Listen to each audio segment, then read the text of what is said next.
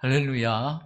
네, 오늘 수요예배 가운데 올라오신 여러분 주님의 이름으로 환영하고 축복합니다. 우리 서로 인사하겠습니다. 오늘도 수고 많으셨습니다. 오늘 하루도 수고 많으셨습니다. 그리고 가정에서 그리고 퇴근길에 오늘 함께 또 음성으로 또 화면으로 같이 예배드리는 곳에도 주님이 함께 하시기를 원합니다. 오늘 우리가 함께 살펴볼 하나님의 말씀은 시편 90편입니다. 시편 90편은 시편이 5권으로 되어 있는데 오늘 본문에 있는 것처럼 4권의 시작이고 하나님의 사람 모세의 유일한 시편입니다.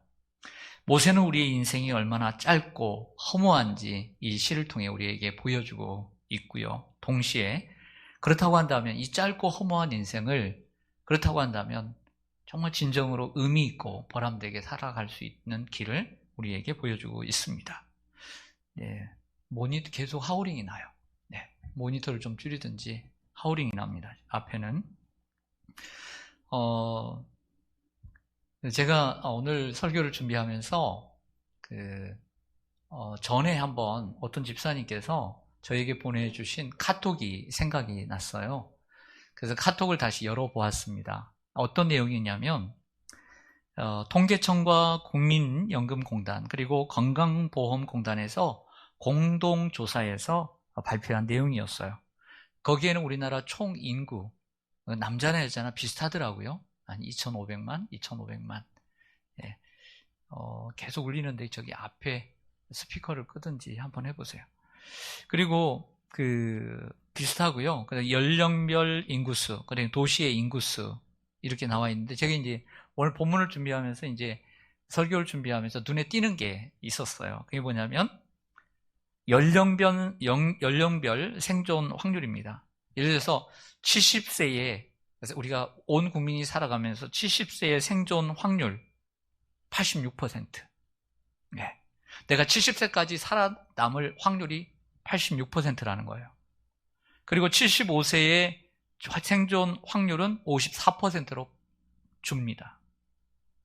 그리고 80세의 생존 확률 30%. 그리고 쉽게 얘기해서 내가 80세까지 살아남기 위해서는 70명이 죽고 30명 산다는 거예요. 예, 이해가 가시죠? 예, 그리고 85세의 생존 확률은 15%. 그리고 90세의 생존 확률은 5%. 예를 들어서 내가 90세까지 살면 95명은 먼저 가고 그 다음에 5명 남는 거네 내가 사는 거예요. 요즘 100세 세대라고 이야기를 합니다. 사실 우리나라가 이게 이제 평균 수명이 최근에 많이 올랐어요. 많이 오른 건 사실인데요. 100세 시대라고 말은 하지만 아직은 미흡한 것 같아요. 우리나라는 최근 들어 평균 수명이 제가 이렇게 네이버라든지 각종에 있는데 다 말이 틀려요. 그래서 큰 범위 오차 내에서 평균 연령이 81세에서 83세예요. 81세에서 83세. 그리고 그 중에 여성은 평균 연령이 80대 중반입니다. 85세 정도 되겠죠. 그리고 남자는 70대 후반. 이게 평균 수명으로 되어 있습니다. 그러니까 우리가 오래 산다고 말은 하고 있지만 실제적으로 평균은 그렇게 높지 않은 것입니다. 시편 이 90편에서 모세가 오늘 10절에서 이렇게 이야기를 합니다. 우리의 연수가 70이요 강건하면 80이라도 그 연수의 자랑은 수고와 슬픔뿐이요 신속히 가니 우리가 날아가나이다. 유명한 구절입니다. 우리의 인생이 짧고 그리고 빨리 감을 얘기합니다. 우리의 인생이 70이요 강건하면 80이라도 수고와 슬픔뿐이요 신속히 가니 날아가는 것과 같다. 예? 미사일과 같이 총알과 같이 빠르다라고 하는 얘기죠. 짧고 빠르다. 이걸 얘기를 하고 있는 것입니다. 그런데 우리는 이 시편을 읽을 때마다 다른 사람의 시편도 아니고 모세의 시편이기 때문에 의아한 의문점을 갖게 됩니다. 그 이유는 모세 자기는 120살까지 살아놓고는 그리고 죽을 때에 눈이 흐리지 않고 기력이 쇠하지 아니했고는 어떻게 버젓이 이런 말을 다 할 수 있을까라고 하는 의구심을 갖게 됩니다. 그래요, 안 그래요? 그렇죠? 네. 오늘 그것을 해결해 드릴게요. 깨끗하게. 오늘 이 말씀을 이해하기 위해서는 이 말씀이 쓰여진 당시와 그리고 누구에게 이야기하고 있는지를 생각해 봐야 합니다. 그러면 당연히 모세의 시가 이 남아있다라고 할 때는 모세의 40년의 역사, 광야 40년의 역사로 돌아가야 합니다. 이스라엘 백성들이 출애굽한 지 홍해를 건너고 얼마 되지 않아서 채 1년도 되지 않아서 가데스 바네아라고 하는 곳에 도착을 합니다. 그리고 그곳에 각 지파에서 한 명씩 젊은 지도자들을 선택을 해서 12명을 가나안 땅에 정탐을 시킵니다. 40일 동안. 근데 그들이 돌아와서 보고를 하는데 10명의 사람들이 부정적으로 이야기를 합니다. 그 땅 정말 쓸모없는 땅이다. 우리 못 들어간다. 그래서 살만한 땅 아니다 라고 얘기를 합니다. 그런데 여호수아와 갈렙은 긍정적으로 보고를 합니다. 근데 이 사건이 얼마나 큰 후폭풍을 가져왔는지 알아야 합니다. 이러한 이들의 그 10명을 따르는 이러한 하나님 앞에 잘못된 반응을 했던 이스라엘 백성들은 하나님의 심판을 받게 됩니다. 그리고 그 40일간 정탐한 그 하루를 1년씩 환산을 해서 40년 동안, 한 달이면 갈 수 있는 길을 40년 동안 요리 방황하게 되는 하나님의 진노를 받게 됩니다. 근데 진노가 거기서 끝나지 않습니다. 진노가 하나 더 있습니다. 그게 무엇이냐면 민수기 13장과 14장을 읽어보면 그곳에는 이 여호수아와 갈렙만 들어갈 뿐이고 당시에 그 땅을 정탐했던 사람들 중심으로 그 시대에 살아있던 군대에 갈 수 있는 20세 이상부터 60세 이하까지 이 젊은 사람들은 가나안 땅에 한 명도 들어가지 못하리라고 하는 심판을 받게 됩니다. 그리고 대신 그 당시에 20세 이하 되는 유아들은 그들이 싫어하던 그 정탐하고 그것에 잘못 반응했던 이스라엘 백성들이 싫어하던 가나안 땅에 인도하여 드리지만 20세 이상 된 사람들은 가나안 땅에 들어가지 못하리라고 하는 하나님의 진노를 받게 된다는 것입니다. 결국 오늘 이 시편은 이처럼 가나안 땅에서 곧 죽게 될 이스라엘 백성들을 향하여 쓴 시편인 것이죠. 그렇게 해서 20세 이상 된 사람들은 광야에서 모두 죽었습니다. 결국 광야의 행렬은 죽음의 행렬이었고 장례식 행렬이었다고 할 수 있습니다. 나의 사랑하는 책이라고 하는 그 신구약 성경을 개관해 놓은 책이 있는데 제가 참 좋아하는 책 가운데 하나인데 우리 고무송 목사님이 우리 교회도 오셨었는데 그 고무송 목사님이 쓰신 책을 보면 이스라엘 백성들 즉 청장년 60만 뿐만 아니라 남녀노소를 합해서 300만 명이라고 가정했을 때 40년 동안 해마다 1년에 죽은 인원이 7만 5천 명 그리고 달마다 한 달에 죽은 사람이 6,250명 그리고 하루 평균 208명이 죽었을 것이라고 계산을 해놓았습니다. 이러한 인원은 일치하지 않았을지라도 결국 광야의 행진은 죽음의 행진이었다라고 하는 것을 우리에게 보여줍니다. 전쟁에 나갈 수 있는 20세 이상 그리고 60세 이하 인구가 60만 명이었습니다. 이들이 40년 동안 모두 다 죽었습니다. 그리고 40년 후에는 어린 유아들과 광야에서 태어난 이들 중에 20세 이상 또 60세 이하의 인원이 동일하게 60만이었습니다. 광야에서 결국 아무리 그들이 오래 살았다 한들 몇 살을 살았겠습니까? 70이요, 80까지밖에 살지 못했던 것이죠. 모세의 이 기도는 결국 가데스 바네아의 사건 직후에 썼던 시라고 할 수 있습니다. 사형 선고를 마치 언도받은 곧 살아갈 날, 죽을 날을 받아놓고 그들이 살아가는 이들을 향하여 오늘 이 책이 쓰이고 있다고 하는 것이죠. 그래서 12절에 이렇게 기도합니다.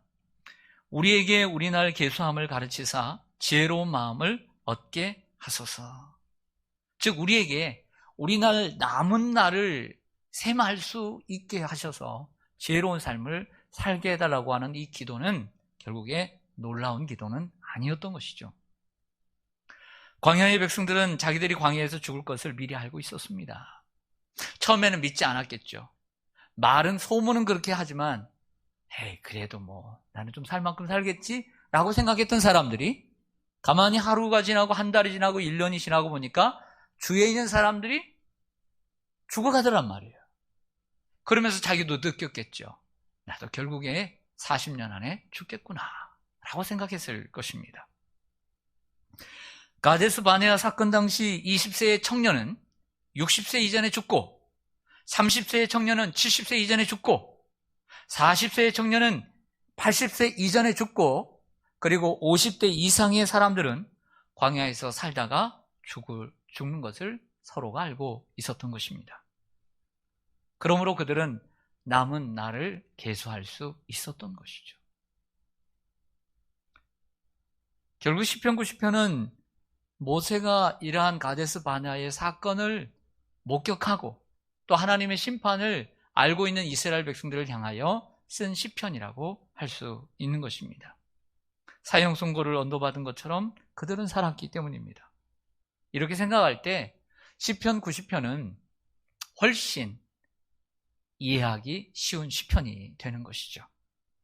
이처럼 성경을 읽을 때 배경을 안다는 것은 정말 중요합니다. 배경도 모르면서 읽어가면 뭐가 문제가 되냐면 해석의 문제가 있어요. 해석이 잘못되면 결국에는 적용도 엉터리가 되는 것입니다. 그러므로 예수님의 기적의 사건이든 예수님의 말씀이든 그 배경을 잘 살펴서 예수님이 말씀하시고자 하는 의도가 무엇인가를 바르게 아는 것이 해석이고, 거기에 대한 말씀을 바르게 적용할 때 그리스도인의 삶이 되는 것입니다. 성도 여러분, 가데스 바네아의 사건을 경험했던 이 이스라엘 백성들만 정해진 인생은 아니라고 생각해요. 우리도 마찬가지로 정확하게 우리가 몇 년, 그리고 몇 달, 우리의 인생이 남았는지는 정확히 알 수는 없지만 우리도 다 정해진 인생을 살고 있잖아요. 언젠가는 우리는 가야만 하는 인생이잖아요. 이러한 인생을 살면서 우리도 지혜롭게 살아야 될 줄로 믿습니다. 우리가 살아오면서 내가 그때 그렇게 지혜롭지 못했을까, 이런 후회하지 않도록. 그렇다고 한다면 오늘 인생이 이렇다고 했을 때 모세는 어떻게 사는 것이 지혜로운 인생이라고 우리들에게 가르쳐주고 있는지 한번 배우기를 원합니다. 그리고 이 말씀을 바르게 배워서 우리의 남은 인생을 지혜롭게 잘 계수하고 또 지혜롭게 살 수 있는 아주 우리에게 도움이 되는 이러한 시편이 되기를 간절히 소망합니다. 네. 먼저는 오늘 말씀이 이렇게 얘기를 하고 있는 것 같아요. 전반부에는 이렇게 얘기합니다. 먼저 우리가 알아야 될 사실은 언젠가는 우리가 하나님께 돌아가는 인생이고 언젠가는 시들어버리는 인생임을 알아야 한다고 가르쳐주고 있어요. 따라서 하겠습니다. 언젠가는 돌아가야 하고 시드는 인생이다. 그래서 1절부터 앞부분은 그 얘기를 하고 있는 거예요. 3절 말씀을 보실까요? 3절. 주께서 사람을 티끌로 돌아가게 하시고 말씀하시기를 너희 인생들은 돌아가라 하셨사오니 라고 하는 것입니다. 그래서 사람들이 죽으면 뭐라고 얘기해요? 네? 어른들이 들어오면 죽었어 그래요? 돌아가셨어 라고 얘기를 하는 거예요. 일반 사람들도. 그냥 분명히 돌아가셨다라고 하는 그 말 속에는 어딘가로 돌아갔다는 얘기를 하고 있는 건데, 그들은, 안 믿는 분들은 어딘가도 모르게 돌아가고 있다고 얘기를 하고 있는 거죠. 우리는 하나님께로 가기 때문에 소천이라고 얘기하는 것이죠. 우리는 돌아가는 인생입니다. 어디로 돌아갑니까? 우리 하나님의 품으로 돌아가는 인생인 줄 믿습니다. 요한복음 16장 28절을 보겠습니다. 요한복음 16장 28절. 요한복음 16장 28절. 예수님께서 마지막 설교의 끝부분에 이렇게 말씀하십니다. 요한복음 16장 28절 시작. 내가 아버지에게서 나와 세상에 왔고 다시 세상을 떠나 아버지께로 가노라 하시니. 아멘. 예수님의 마지막 14장, 15장, 16장 설교의 마지막 끝부분에 예수님이 아버지에게서 나왔다 이렇게 얘기하고 있어요. 그리고 세상에 왔고 다시 세상을 따라 어디에게로 간다? 아버지에게로 간다라고 말씀을 하고 있는 거죠. 요한복음 16장을 한번 보겠습니다. 로마서 11장입니다. 로마서 11장. 죄송합니다. 로마서 11장. 유명한 말씀이죠. 로마서 11장 36절.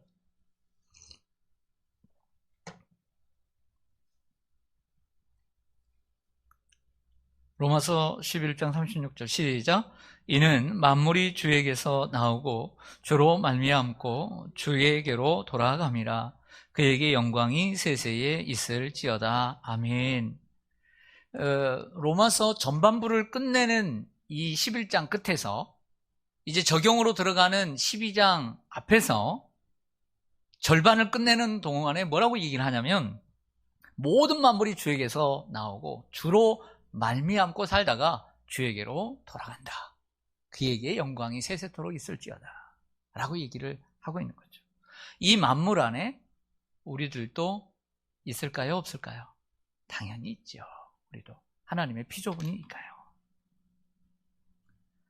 예수 그리스도께서 분명히 말씀하셨습니다. 그리고 오늘 사도 바울도 분명히 얘기하고 있습니다.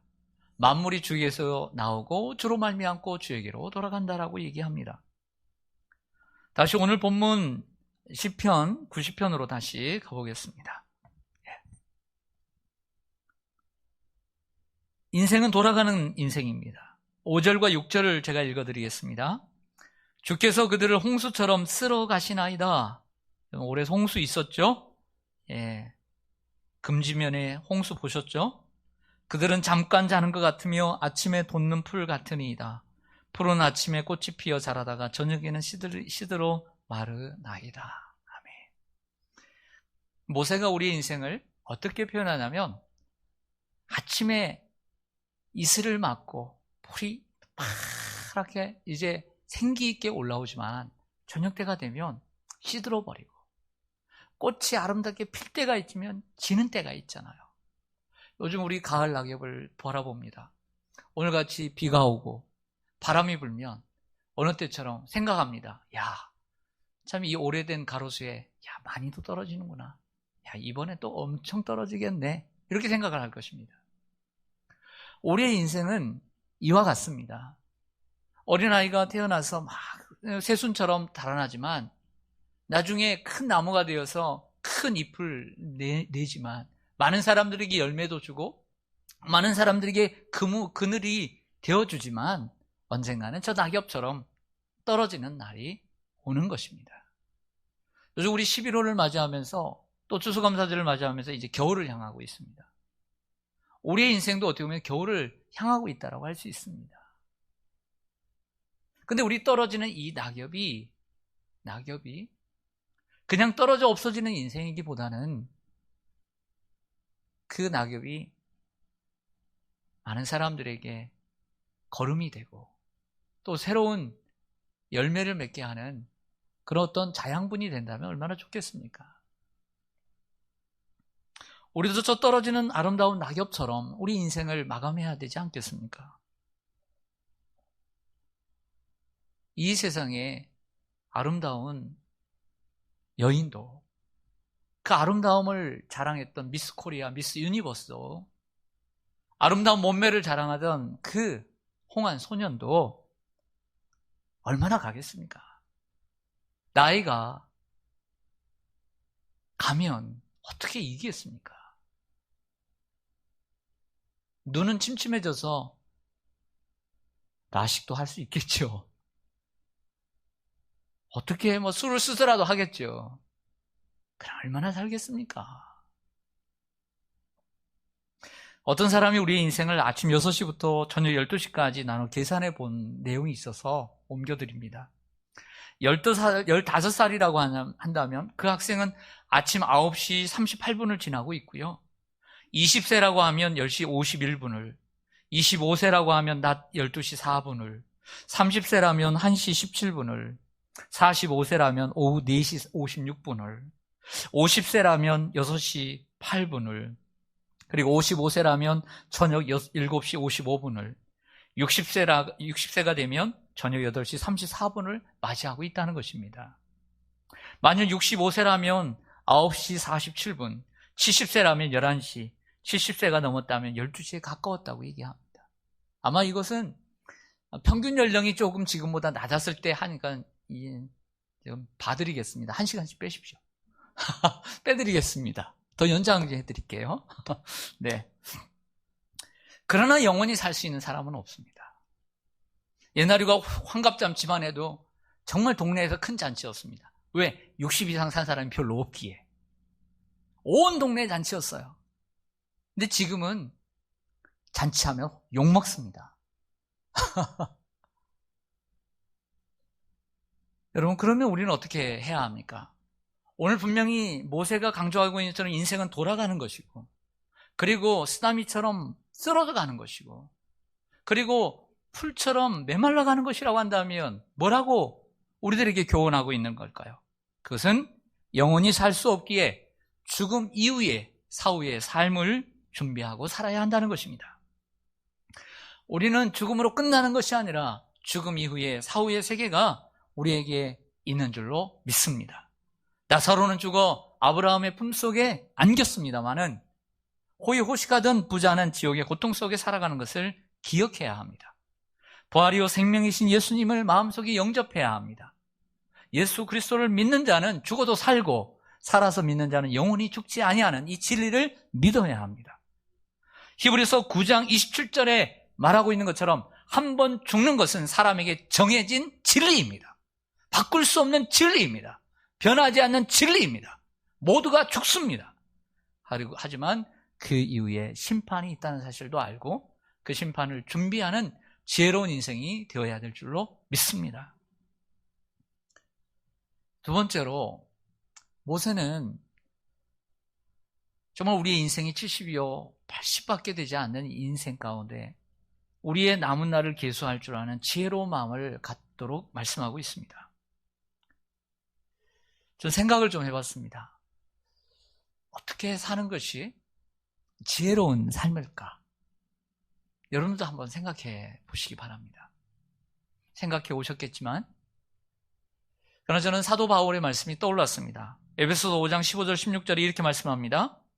그런즉 너희가 어떻게 행할지를 자세히 주의하여 지혜 없는 자같이 하지 말고 오직 지혜 있는 자같이 하여 세월을 아끼라. 때가 악하니라. 분명히 지혜로운 마음을 달라고 기도했습니다. 근데 사도 바울은 지혜 없는 자같이 하지 말고 지혜 있는 자같이 하라고. 어떻게? 주님께서 기뻐하시는 것이 무엇인지, 어떻게 행할지를 자세히 주의하여 보라고 얘기하면서 세월을 아끼라, 때가 악하니라고 얘기합니다. 우리는 때가 악한 시대를 살고 있습니다. 인정하면 아멘. 우리가 살고 있는 시대가 악합니까? 선합니까? 악하죠. 시대가 악하다는 말도 있지만 우리가 주님을 잘 믿을 수 있도록 돕는 시대가 아니라고 하는 것입니다. 그래서 우리는 시간을 엉뚱한 곳에 낭비할 가능성이 너무나 큽니다. 오늘 같은 이 귀한 예배도 우리가 잠깐 마음만 잘못 먹으면 영원히 잊어버리는 수요예배가 될 수가 있습니다. 우리는 시간을 낭비하지 않고 살기 위해서 바른 길을 갈 줄 알아야 합니다. 우리 인생에는 속도보다 방향이 중요하기 때문입니다. 아무리 열심히 살아도 잘못 살면 돌아와야 합니다. 바른 방향을 알기 위해서는 하나님의 뜻을 분별하고 시대를 읽어야 될 줄로 믿습니다. 열심히 산다고 되는 게 아니라 바른 방향으로, 조금 들이더라도 바른 방향으로 가는 것이 훨씬 이익인 줄로 믿습니다.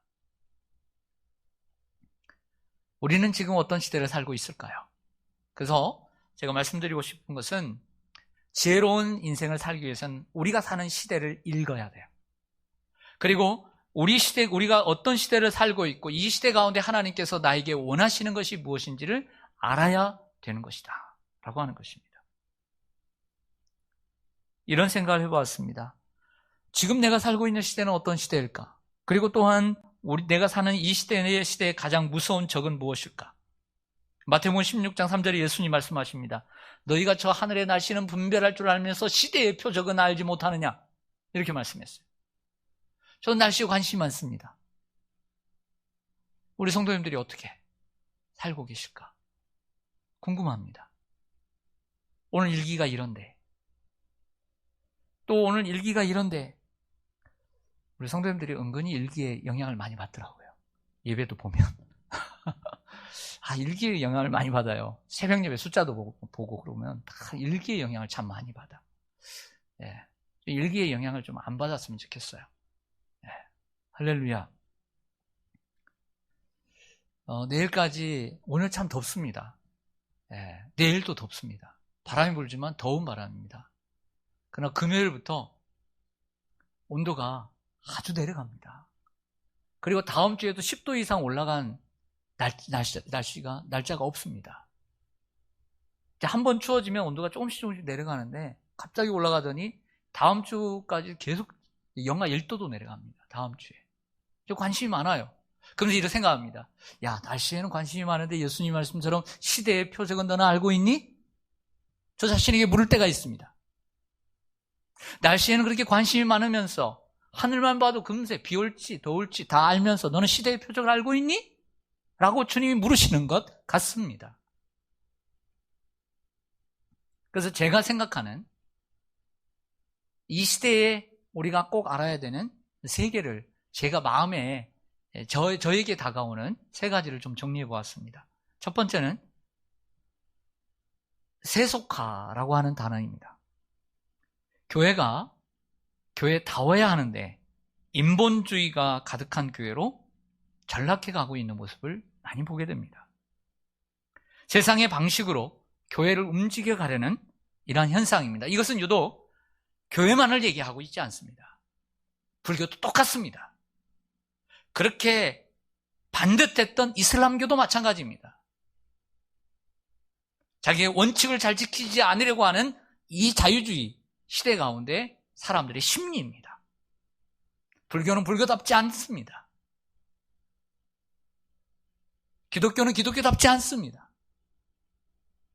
점점 사람들에게 인기에 영합하려고 하고 열심히 굴 속에 들어가서 절에 들어가서 기도하려고 하지 않습니다. 교회도 그렇습니다.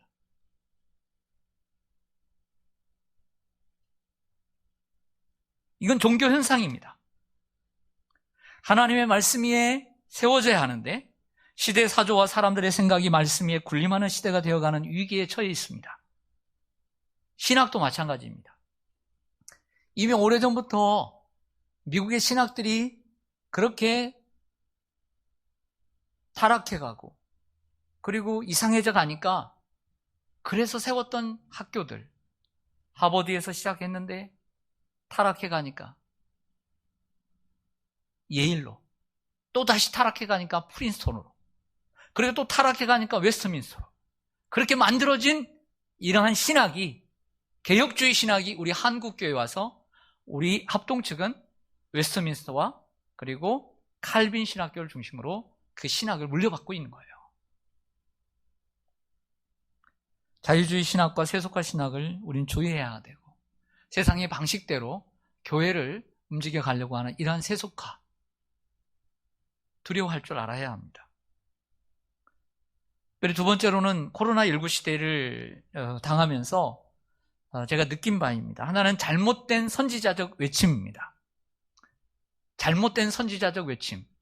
시대가 이렇게 되니까요, 선지자들이 우후죽순처럼 나옵니다. 다 자기가 선지자래요. 선지자적 병들이 생겼어요. 자기가 이 시대를 판별하고 자기가 이 시대를 규명하려고 그래요. 목사님들이. 어느 정도는 규명해야 되겠죠. 그러나 모두가 선지자예요. 때때로 선지자들의 외침이 필요합니다. 하지만 공동체를 비판하고 책임을 전가하는 선지자적 외침은 성경적이지 않습니다. 시대와 환경에 편승해 교회 공동체를 함께 비판하는 교회 지도자들이 생겨났습니다. 지금까지 많은 성도들의 사랑을 받고 인기를 얻었던 그 목사님들. 하지만 교회 공동체를, 주님의 몸된 교회를 그렇게 난도질하면 안 됩니다. 때로는 정당한 비판도 필요하고 어느 정도의 갈등도 필요하다고 봅니다. 하지만 코로나19로 인한 교회들의 반응을 무조건적으로 비판하는 것은 주님의 몸된 교회를 진정 사랑한다라고 볼 수가 없습니다. 또한 그러한 반응들이, 그러한 비판들이 교회 공동체를 분열시키는 이러한 선지자적 외침은 바르지 않다고 저는 믿습니다. 그래서 여러분들에게 좀 말씀드리고 싶은 것은 많은 얘기들, 많은 선지자들이 나와서 선지자적 설교를 하고 선지자적 예언을 하고 얘기들을 하지만 우리 성도님들이 성경적으로 수많은 이 시대의 선지자들이라고 나와서 얘기들 하는데 그것을 분별하는 지혜가 저는 필요하다고 믿어요. 할렐루야. 여러분, 지혜가 필요하다니까요.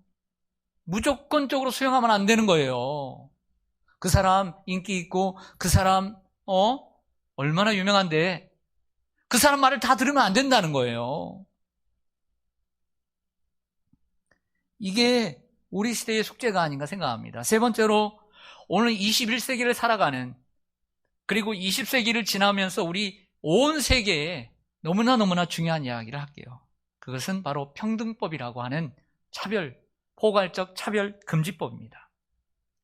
특별히 그 포괄적 차별금지법의 중심을 이루는 이 동성애법을 절대 가볍게 생각해서는 안 됩니다. 이 시대의 가장 큰 이슈입니다. 인권이라는 이름하에 남성과 여성 이외의 제3, 제4, 제5의 성을 인정하고 또 동성애를 정당화하게 되면 학교 교육은 물론 교회에 위기가 됩니다. 교회에 존폐가 달려 있습니다. 유럽 대륙은 동성애법이 통과되면서 이미 무너졌습니다. 그걸 배워야 합니다. 신실한 캐나다, 뉴질랜드, 호주 이런 나라 기독교가 속수무책 이 동성애법이 통과됨으로써 교회는 급속히 와해되었습니다. 교회가 줄어드니 헌금이 없으니 선교를 하던 나라가 선교를 못하고 당연히 새로운 세례자들이 없고 구원운동을 이룰 수가 없는 거예요. 그나마 미국은 복음주의 전통의 교회들이 아직도 살아있어요. 그렇기 때문에 치열한 공방전이 벌어지고 있습니다. 우리나라도 이 포괄적 차별금지법이 통과되면 교회는 당연히 힘을 잃게 되고 복음 전파에 큰 영향을 받게 됩니다. 만약에 제정을 하려면 역차별금지법이라는 조항을 세세하게 세부 조항으로 넣어서 당연히 차별금지도 하지 말아야 되지만 거기에 대한 비판도 할 수 있는 자유권을 주도록 공정하게 이루어져야 합니다. 지금 그 정의당을 중심으로 하는 주도한 그러한 내용으로 통과돼서는 절대 안 되는 것입니다. 이건 쉽게 생각하면 안 되고 대단히 이 교회의 중요한 문제예요. 유럽 교회가 그 길을 걸어갔고요. 우리 선교의 가장 중요한 핵심적인 선교사는 남장로교, 북장로교, 호주 선교사, 그다음 캐나다 선교사가 왔어요. 이들이 와서 하나의 신학교를 세웠답니다. 서로 다른 나라지만 이들이 마음을 모아서 하나의 신학교를 세운 게 1901년의 평양신학교예요. 그렇게 해서 우리 한국교회가 건강하게 지탱해 왔는데 이 동성애법으로 그 호주 장로교, 캐나다 장로교 무너지고 있는 거예요. 그러므로 우리가 마음을 모아서 이러한 포괄적 차별금지법이 잘못된 형태로 절대 통과되어서는 안 되고 이것이 바로 우리 그리스도인들이 지금 봐야 하는 시대적 사명인 줄로 믿습니다. 마지막으로 후반부 이야기인데요. 시편 90편에 우리는 하나님의 도움과 하나님의 은총을 구하며 지혜롭게 살아야 합니다. 오늘 90편 17절을 좀 보실까요? 90편 17절. 주 우리 하나님의 은총을 우리에게 내리게 하사 우리의 손이 행한 일을 우리에게 견고하게 하소서. 우리의 손이 행한 일을 견고하게 하소서. 여러분, 우리가 하나님의 은총 없이 어떻게 우리가 행복하게 살 수 있습니까? 그러나 좀 더 세부적인 내용을 좀 말씀드리고 싶어요. 모세가 했던 얘기입니다. 어떻게 하면 우리의 남은 날을 잘 살 수 있을까요? 먼저는 힘들지만 하박국처럼 우리가 극과 극의 인생을 살지만 즐겁고 기쁘게 살도록 노력을 해야 돼요. 따라하겠습니다. 즐겁고 기쁘게 살도록 노력해야 한다. 오늘 14절, 15절을 제가 읽어드릴게요. 나머지는 이제 기도거든요. 뭐라고 하냐면 14절에 아침에 주의 인자하심이 우리를 만족하게 하사 우리를 일생 동안 즐겁고 기쁘게 하소서. 우리를 계속 괴롭게 하신 날수대로와 우리가 화를 당한 연수대로 우리를 기쁘게 하소서. 할렐루야. 남은 날 동안 하나님 기쁘게 해주세요. 내가 하나님께 화를 당했지만, 내가 지금은 하나님의 진노를 당했지만 그래도 남은 생에는 즐겁고 기쁘게 살 수 있도록 하나님 나에게 은혜를 주세요.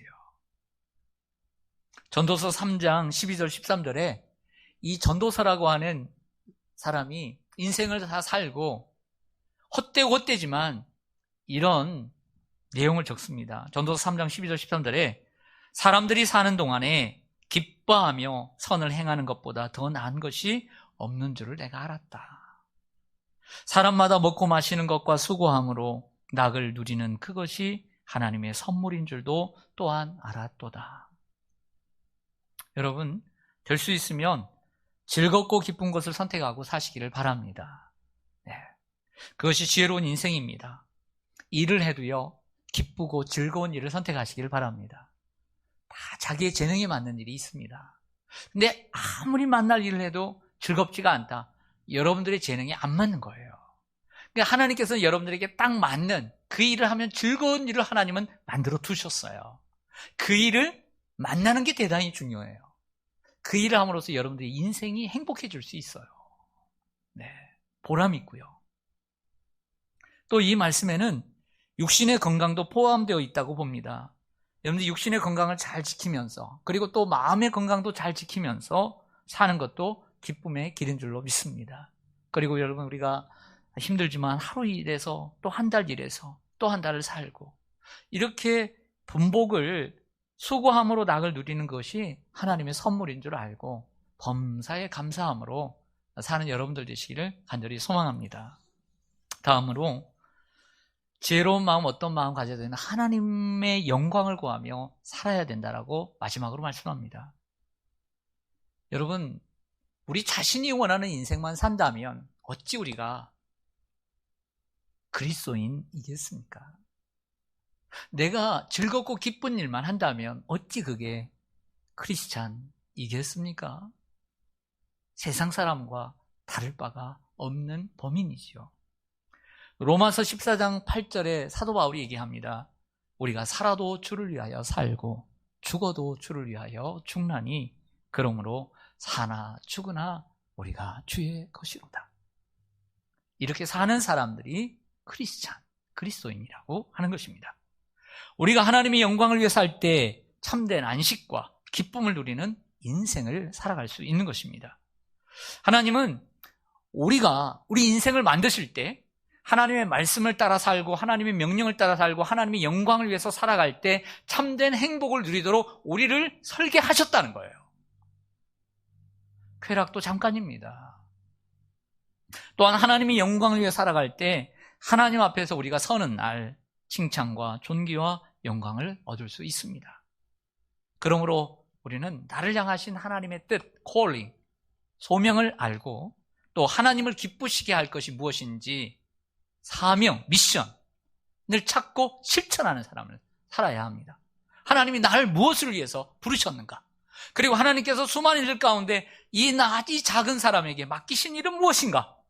그것을 확신 있게 붙잡고 너무 큰 거 바라보지 말고 내 일에 최선을 다하면서 기쁘게 그 삶을 나의 것이라 생각하고 열심히 할 때 그것으로 만족하는 인생이 될 수 있고 그 작은 일에 충성하는 것을 보고 하나님께서 더 높은 곳에 오르게 하실 수도 있고 안 그럴 수도 있고 사나 죽으나 주의 것으로 살아가는 인생이 되어야 될 줄로 믿습니다.